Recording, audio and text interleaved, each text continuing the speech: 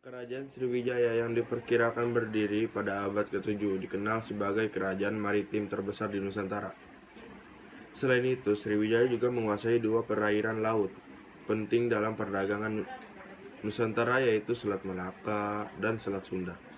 Kerajaan Sriwijaya didirikan oleh Raja Dapunta Hayang Sari Jayanasa.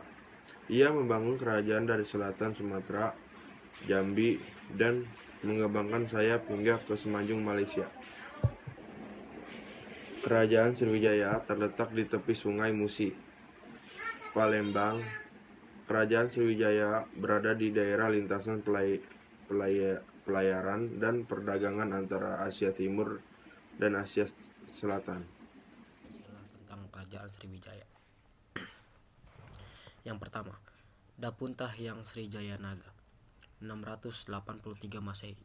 Selama masa pemerintahannya, Raja Dapunta Hyang Srijaya Naga telah menuliskan prasasti Keduka Bukit Talangtulo 684 Masehi dan Kota Kapur.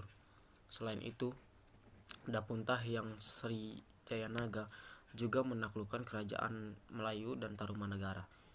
Yang kedua, Indra Farman 702 Masehi. Selama masa kepemimpinan Indra Farman, dikirim utusan ke Tiongkok 2 sampai 716 Masehi dan 724 Masehi. 3. Rudra Vikraman atau Leu Teng Wei Kong 728 Masehi. Selama masa kepemimpinan Rudra Vikraman, dikirim utusan ke Tiongkok pada 728 sampai 748 Masehi. 4. Dharma Setu 790 Masehi. 5. Wisnu 75 Masehi dengan gelar Sarwari Madawi Matana yang artinya pembunuh musuh-musuh yang sombong tiada tersisa 775 Masehi. Selama kepemimpinannya, Raja Wisnu memulai pembangunan Candi Borobudur pada 770 Masehi dan menaklukkan Kamboja Selatan. 6. Samaratungga 792 Masehi. Selama kepemimpinan Raja Samaratungga, Sriwijaya kehilangan daerah taklukannya di Kamboja Selatan pada 802 Masehi. Kaluhunan Balaputra Dewa 835 Masehi. Raja ini memerintahkan pembuatan biara untuk kerajaan Kola di ia dengan meninggalkan prasasti Nalanda. 8. Sri Udayaditya Warman 960 Masehi. Selama kepemimpinannya, Raja Sri Udayaditya Warman mengirimkan utusan ke Tiongkok pada 960 Masehi. 9. Sri Wuja atau Sri Udayadityan 961 Masehi. Selama kepemimpinannya, Raja Sri Udayadityan mengirimkan utusan ke Tiongkok pada 961 sampai 162 Masehi. 10. Xiae Shi 980 Masehi. Selama kepemimpinannya, Raja Xiae Shi mengirimkan utusan ke Tiongkok pada 980 sampai 983 Masehi. Sekian beberapa silsilah tentang kerajaan Sriwijaya. Politik kerajaan Sriwijaya. Kehidupan politik kerajaan Sriwijaya dapat ditinjau dari raja-raja yang memerintah, wilayah kekuasaan, dan hubungannya dengan pihak luar negeri. Raja yang memerintah 1. Dapunta Hyang Srijayanasa. Beliau adalah pendiri kerajaan Sriwijaya. Dia berhasil memperluas wilayah Jambi dengan menduduki daerah Minangkabau, terletak di dekat jalur perhubungan pelayaran perdagangan di Selat Malaka. 2. Balaputra Dewa adalah raja di kerajaan Sailendra. Ketika terjadi perang saudara antara Balaputra Dewa dan Pamadrawandani yang dibantu oleh Ratai Pikatan, Balaputra Dewa mengalami kekalahan. Akibat dia lari ke kerajaan Sriwijaya, di mana Raja Dharma Setru tengah berkuasa.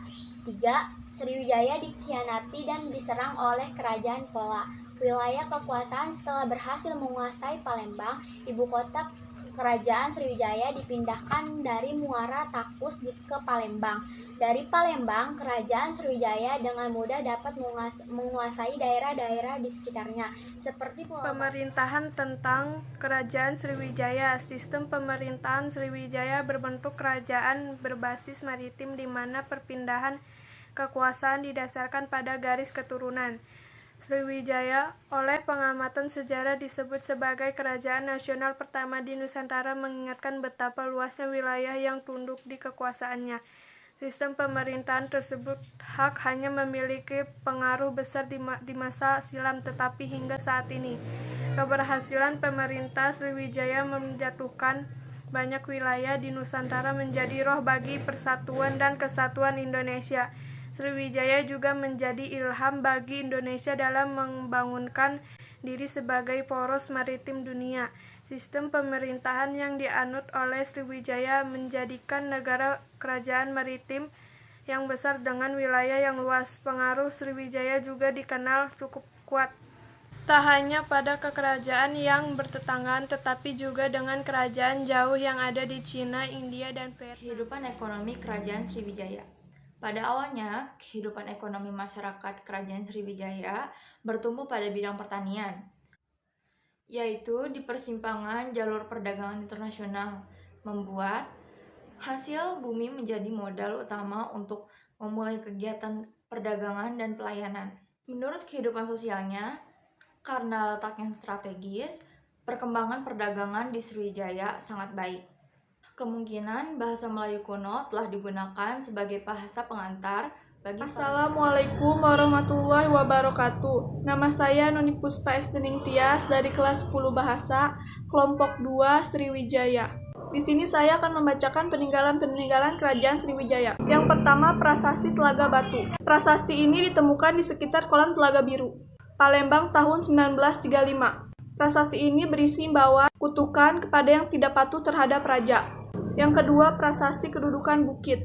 Ini ditemukan di tepi sungai Batang Kedudukan Tinggi, Palembang 29 November 1920. Prasasti yang bertulisan hari ke-11, tahun 605 Saka atau 683 Masehi. Yang ketiga, Prasasti Talang Tuo. Ditemukan di Talang Tuo sebelah barat kota Palembang. Prasasti ini berisikan syair pembuatan Taman Sri Kesta. Selain itu juga berisi tentang doa-doa di agama Buddha. Yang keempat, Candi Muara Takus. Candi ini terletak di Sungai Kampar Kanan, Provinsi Riau. Percandian Muara Takus adalah kompleks percandian bercorak Buddha. Yang kelima, Prasasti Kota Kapur. Prasasti ini ditemukan di Kota Kapur, Pulau Bangka. Prasasti ini berangka tahun 686 Masehi dan berisikan pesan ekspedisi Sriwijaya ke daerah seberang lautan, yaitu Pulau Jawa. Sekian dari saya. Assalamualaikum warahmatullahi wabarakatuh.